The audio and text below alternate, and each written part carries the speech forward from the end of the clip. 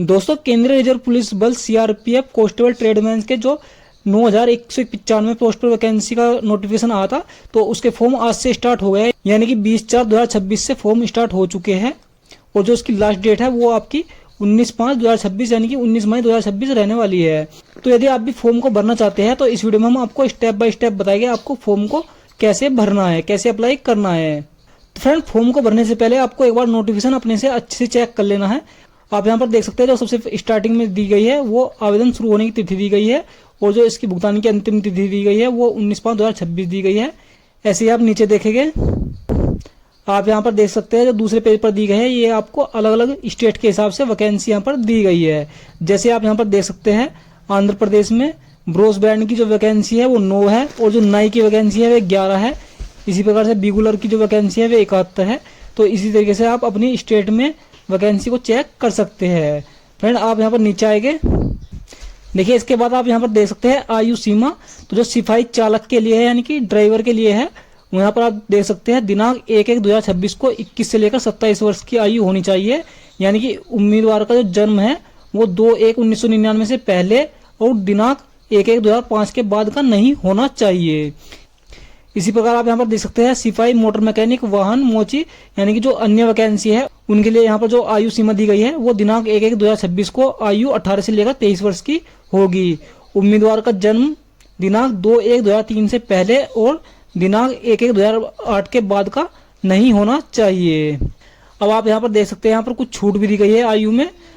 जो अनुसूचित जाति और अनुसूचित जनजाति के कैंडिडेट है उनको यहाँ पर 5 वर्ष की छूट दी गई है और जो अन्य पिछड़े वर्ग के स्टूडेंट है उनको यहाँ पर 3 वर्ष की छूट दी गई है। इसके बाद नीचे चले गए फ्रेंड, इसके बाद आप यहाँ पर देख सकते हैं शैक्षिक योग्यता यानी कि जो चालक है ड्राइवर है उनके लिए यहाँ पर शैक्षिक योग्यता केवल 10वीं पास है और उनके पास यहाँ पर भारी वाहन चलाने के लिए ड्राइविंग लाइसेंस होना चाहिए। इसी प्रकार यहाँ पर मैकेनिक मोटर वाहन के लिए जो वैकेंसी है उसमें आपकी जो शैक्षिक योग्यता है वो किसी मान्यता प्राप्त बोर्ड से 12th परीक्षा प्रणाली में कम से कम मैट्रिक यानी 10वीं पास होना चाहिए। और जो इनकी तकनीकी योग्यता है उसमें आप यहाँ पर देख सकते हैं राष्ट्रीय या राज्य व्यावसायिक परीक्षा द्वारा मान्यता प्राप्त या अन्य किसी मान्यता प्राप्त संस्थान से यानी कि 2 वर्ष की ITI आपकी संबंधित ट्रेड की होनी चाहिए। फ्रेंड, इसी प्रकार से आप पूरा नोटिफिकेशन एक बार चेक कर लेंगे और तभी आप फॉर्म को भरेंगे। यदि आप इसका फुल नोटिफिकेशन डिटेल में चाहते हैं तो उसके लिए भी हम वीडियो बना देंगे। आप कमेंट कीजिए तो उसका वीडियो हम आपको 1-2 दिन में प्रोवाइड करा देंगे। तो चलिए अब देख लेते हैं आपको फॉर्म को ऑनलाइन अप्लाई कैसे करना है। तो इसके लिए आ जाना है आपको इसकी ऑफिशियल वेबसाइट पे, जिसका लिंक हम आपको डिस्क्रिप्शन में प्रोवाइड करा देंगे। तो फ्रेंड, यहाँ पर आते ही आपको यहाँ पर 2 ऑप्शन मिलेंगे, रजिस्टर और कैंडिडेट लॉगिन का। तो यदि आपने पहले से रजिस्ट्रेशन कर रखा है तो आप यहाँ पर कैंडिडेट लॉगिन पे क्लिक करके यहाँ पर अपना ईमेल ID डालेंगे, यहाँ पर पासवर्ड डालेंगे और कैप्चा फिल करके सिंपली लॉगिन कर लेंगे। लेकिन यदि आपने पहले से रजिस्ट्रेशन नहीं कर रखा है तो आप यहाँ पर सिंपली रजिस्टर पे क्लिक करेंगे। फ्रेंड, जैसे ही आप रजिस्ट्रेशन पे क्लिक करते हैं तो आपको यहाँ पर सबसे पहले कैंडिडेट का नाम डालना होगा, इसके बाद यहाँ पर ईमेल ID डालनी होगी और यहाँ पर मोबाइल नंबर डालना होगा। फ्रेंड, जैसे आप नाम, ईमेल ID और मोबाइल नंबर डाल लेते हैं इसके बाद आपको सिंपली यहाँ पर जनरेट OTP पे क्लिक कर देना है। ये देखिए जैसे हम इस पर क्लिक करते हैं तो आपके ईमेल ID और मोबाइल नंबर पर OTP चला जाता है, वो आपको यहाँ पर नीचे में डाल देना है। तो हम यहाँ पर सबसे पहले मोबाइल का OTP डालेंगे और इसके बाद यहाँ पर ईमेल ID का OTP डालेंगे। फ्रेंड, जैसे ही आप दोनों जगह पर OTP डाल देते हैं इसके बाद आपको सिंपली वेरीफाई OTP पे क्लिक कर देना है। फ्रेंड, इसके बाद आपके सामने यहाँ पर कुछ इंस्ट्रक्शन आते हैं तो आपको इंस्ट्रक्शन को पढ़ लेना है और यहाँ पर सिंपली क्लोज पे क्लिक कर देना है। तो यहाँ पर लिखा रहा है अप्लाई न्यू एडवर्टाइजमेंट, तो आपको सिंपली इस पर क्लिक करना है। जैसे ही आप इस पर क्लिक करते हैं तो ये देखिए यहाँ पर आपको कांस्टेबल रिक्वायरमेंट 2026 का ऑप्शन मिल जाता है। आपको यहाँ पर सिंपली अप्लाई हेयर पे क्लिक करना है। यदि आप इसका नोटिफिकेशन पढ़ना चाहते हैं तो आप यहाँ से इसकी व्यू डिटेल पे क्लिक करके नोटिफिकेशन भी चेक कर सकते हैं। तो हम यहाँ पर सिंपली अप्लाई हेयर पे क्लिक करेंगे। जैसे ही हम इस पर क्लिक करते हैं तो ये देखिए हमारा यहाँ पर फुल नेम, मोबाइल नंबर और ईमेल ID देखने के लिए मिल जाती है। इसके बाद आपको नीचे आना है। फ्रेंड, नीचे आने के बाद आपको यहाँ पर आइडेंटिटी टाइप सिलेक्ट करनी है। आप जिससे भी यहाँ पर आइडेंटिफिकेशन देना चाहते हैं, यहाँ पर पासपोर्ट मिल जाता है, पैन कार्ड मिल जाता है, ड्राइविंग लाइसेंस मिल जाता है, आधार कार्ड मिल जाता है, वोटर ID कार्ड मिल जाता है, एम्प्लॉयर ID कार्ड मिल जाता है और any other photo bearing ID card यहाँ पर मिल जाता है। तो हम यहाँ पर सिंपली आधार कार्ड से वेरीफाई करेंगे। तो हम इस पर क्लिक करेंगे। जैसे ही हम इस पर क्लिक करते हैं तो यहाँ पर आपको अपना आधार कार्ड का नंबर डाल देना है और जो आपका आधार कार्ड पर नाम है वो यहाँ पर डाल देना है। फ्रेंड जैसे आप यहाँ पर आधार कार्ड का नंबर और नाम डाल देते हैं, इसके बाद आपको यहाँ पर अपनी डेट ऑफ बर्थ डालनी है। फ्रेंड जैसे आप यहाँ पर डेट ऑफ बर्थ डालते हैं तो यहाँ पर आपकी एज अपने आप से लिखी आ जाती है। इसके बाद आपको यहाँ पर नेशनलिटी सिलेक्ट करनी है। फ्रेंड नेशनलिटी सिलेक्ट करने के बाद आपको यहाँ पर फादर का नाम डालना है। फ्रेंड जैसे आप यहाँ पर फादर का नेम डाल देते हैं, इसके बाद आपको नीचे आना है और यहाँ पर मदर का नेम डाल देना है। फ्रेंड मदर का नाम डालने के बाद आपको यहाँ पर शरीर पर स्थायी पहचान चिन्ह यानी कि आइडेंटिफिकेशन मार्क, जो भी आपकी बॉडी पर कोई निशान है, कट का निशान या फिर तिल या फिर मस्सा वगैरह कोई भी निशान है तो आप उसको यहाँ पर डाल सकते हैं। यदि आपकी बॉडी पर कोई भी निशान नहीं है तो फिर आप यहाँ पर नो मार्क लिख कर भी छोड़ सकते हैं। फ्रेंड इसके बाद आपको यहाँ पर अपना जेंडर सेलेक्ट कर लेना है। जैसे आप जेंडर सेलेक्ट कर लेते हैं, इसके बाद आपको यहाँ पर वैवाहिक स्थिति मैरिड या फिर अनमैरिड यहाँ पर सिलेक्ट कर लेना है। देखिए यदि आप यहाँ पर मैरिड सिलेक्ट करते हैं तो यहाँ पर आपको टाइप ऑफ मैरिज विवाह का प्रकार डालना है, सिंगल मैरिज या फिर प्लूरल मैरिज। तो हम यहाँ पर सिंगल मैरिज सिलेक्ट करेंगे। जैसे आप इसको सिलेक्ट कर लेते हैं, यहाँ पर लिखा है डोमिसाइल डिटेल, क्या आपके पास डोमिसाइल प्रमाण पत्र है? यदि आपके पास है तो आप यहाँ पर येस करेंगे, यदि नहीं है तो आप यहाँ पर नो भी कर सकते हैं। इसके बाद यहाँ पर आपको येस और नो सिलेक्ट करना है। क्या आप अपने मूल राज्य केंद्र शासित प्रदेश से दूसरे राज्य केंद्र शासित प्रदेश में प्रवासित हुए हैं? यदि आप अपने राज्य से किसी दूसरे राज्य में जाकर रहते हैं तो आपको यहाँ पर सिलेक्ट करना है येस। यदि आप अपने ही राज्य में रहते हैं तो आपको यहाँ पर नो पे क्लिक कर देना है। फ्रेंड जैसे आप नो पे क्लिक करते हैं आपको नीचे आना है और यहाँ पर आपको अपनी स्टेट सिलेक्ट कर लेनी है। फ्रेंड जैसे आप यहाँ पर स्टेट सिलेक्ट कर लेते हैं, इसके बाद आपको अपनी डिस्ट्रिक्ट सिलेक्ट करनी है। फ्रेंड डिस्ट्रिक्ट सिलेक्ट करने के बाद आपको यहाँ पर अपना मूल निवास का प्रमाण पत्र संख्या यानी कि जो सर्टिफिकेट नंबर है वो यहाँ पर डाल देना है। फ्रेंड जैसे आप यहाँ पर सर्टिफिकेट नंबर डाल देते हैं, इसके बाद आपको यहाँ पर धर्म सिलेक्ट करना है, जिस भी धर्म से आप आते हैं, हिंदू, मुस्लिम, क्रिश्चियन। फ्रेंड धर्म सिलेक्ट करने के बाद आपको यहाँ पर अपनी कैटेगरी सिलेक्ट करनी है, जनरल, ओबीसी, एससी, एसटी, जो भी कैटेगरी है आपकी। फ्रेंड जैसे आप यहाँ पर कैटेगरी सिलेक्ट कर लेते हैं, इसके बाद आपको नीचे आना है। फ्रेंड नीचे आने के बाद आपको यहाँ पर सर्टिफिकेट नंबर डालना है, जो भी आपका कास्ट सर्टिफिकेट नंबर होगा। फ्रेंड जैसे आप यहाँ पर कास्ट सर्टिफिकेट नंबर डाल देते हैं, इसके बाद यहाँ पर प्रमाण पत्र जारी करने वाला राज्य, जिस भी राज्य से आपका जाति प्रमाण पत्र जारी हुआ है वो आपको यहाँ पर सिलेक्ट कर लेना है।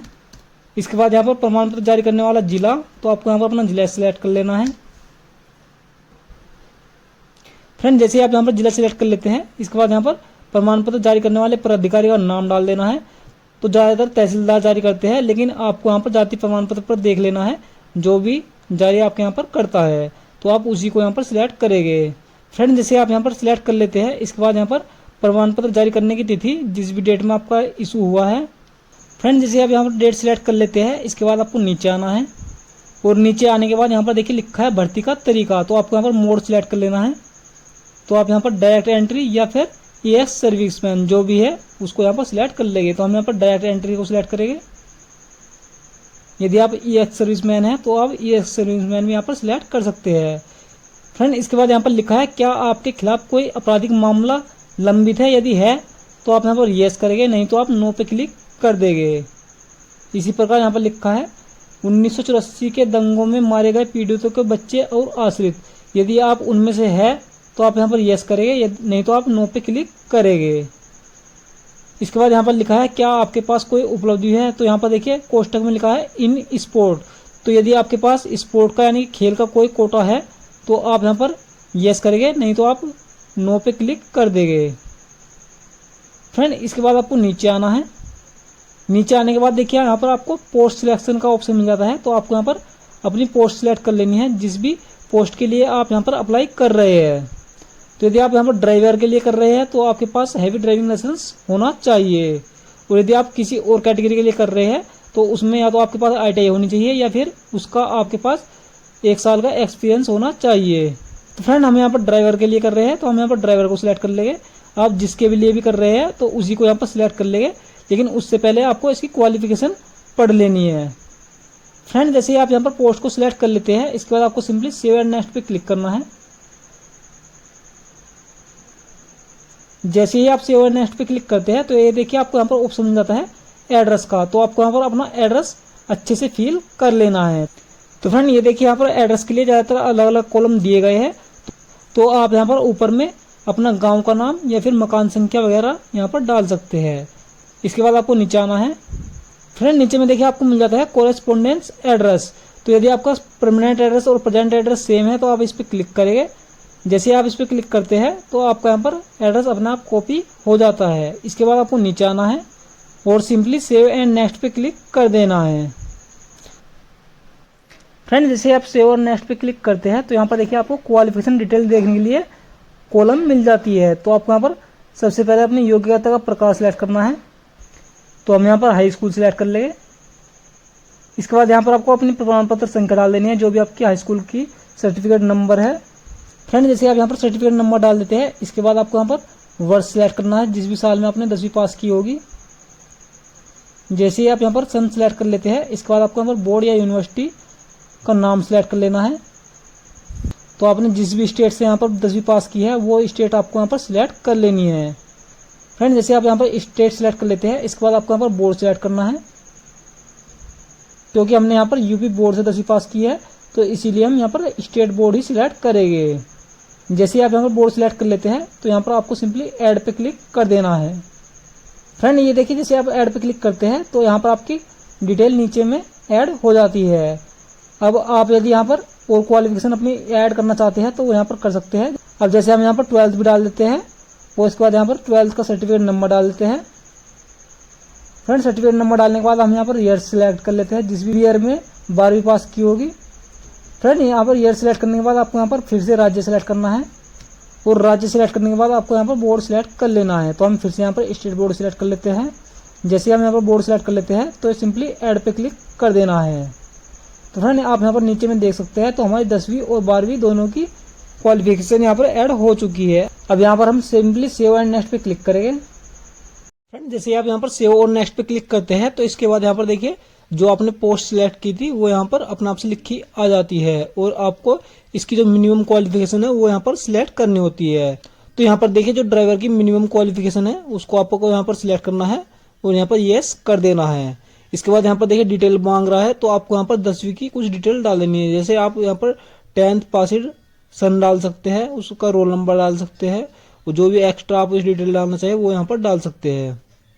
अपने टोटल मार्क्स यहाँ पर डाल सकते हैं।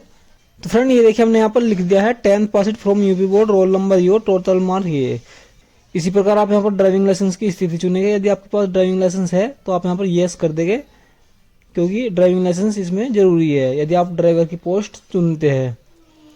इसके बाद यहाँ पर ड्राइविंग लाइसेंस की डिटेल डाल देंगे। जैसे यहाँ पर आप डाल सकते हैं ड्राइविंग लाइसेंस नंबर और उसकी वैलिडिटी। ये देखिए फ्रेंड हमने यहाँ पर ड्राइविंग लाइसेंस का नंबर डाल दिया है। आप यहाँ पर और भी ज़्यादा डिटेल डाल सकते हैं, ये हमने केवल सैंपल के तौर पर आपको दिखाया है। इसी प्रकार यहाँ पर देखिए लिखा है optional apply for another post in pointer. यदि आप यहाँ पर अदर पोस्ट के लिए अप्लाई करना चाहते हैं तो आप इन 2 पोस्ट में से एक पोस्ट सिलेक्ट कर सकते हैं। जैसे यहाँ पर मैसन है और यहाँ पर इलेक्ट्रीशियन है तो फिर आपको उसकी डिटेल भी डालनी पड़ेगी। ये देखिए जैसे हम यहाँ पर इलेक्ट्रीशियन सिलेक्ट करते हैं तो फिर आपको यहाँ पर इलेक्ट्रीशियन के लिए डिटेल डालनी होगी, 1 ईयर एक्सपीरियंस और इसका जो ट्रेनिंग सर्टिफिकेट है वो। तो हम यहाँ पर फिलहाल इसको रहने देते हैं, नन कर देते हैं और सेव एंड नेक्स्ट पे क्लिक करते हैं। फ्रेंड ये देखिए जैसे हमने सेव एंड नेक्स्ट पे क्लिक किया तो हमें अगला ऑप्शन मिल जाता है फोटो, सिग्नेचर और सर्टिफिकेट अपलोड करने के लिए। तो देखिए यहाँ पर आपको फोटो अपलोड करना होगा, सिग्नेचर अपलोड करना होगा और यहाँ पर कास्ट सर्टिफिकेट है वो अपलोड करना होगा। इसके बाद यहाँ पर देखिए 10th की मार्कशीट है और 12th की मार्कशीट है, ये सभी यहाँ पर आपको अपलोड करनी होगी। तो चलिए हम एक एक करके अपलोड कर देते हैं। तो फ्रेंड डॉक्यूमेंट हमने सक्सेसफुली अपलोड कर लिए है। अब आपको यहाँ पर सिंपली टिक करना है और सेव एंड नेक्स्ट पे क्लिक करना है। यदि आपको डॉक्यूमेंट अपलोड करने में कोई प्रॉब्लम आती है तो वो एक सर्वर का एरर होता है, तो फिर आपको यहाँ पर कुछ टाइम इंतजार करना है। आपको रात में या फिर सुबह में ट्राई करना है तो आपको यहाँ पर सक्सेसफुली डॉक्यूमेंट अपलोड हो जाएगी। क्योंकि यहाँ पर डॉक्यूमेंट अपलोड करने में कोई भी परेशानी नहीं आ रही है, लेकिन यदि साइट कुछ प्रॉब्लम करती है तो फिर आपको यहाँ पर एरर शो होता है। तो चलिए हम यहाँ पर सेव एंड नेक्स्ट पे क्लिक कर देते हैं।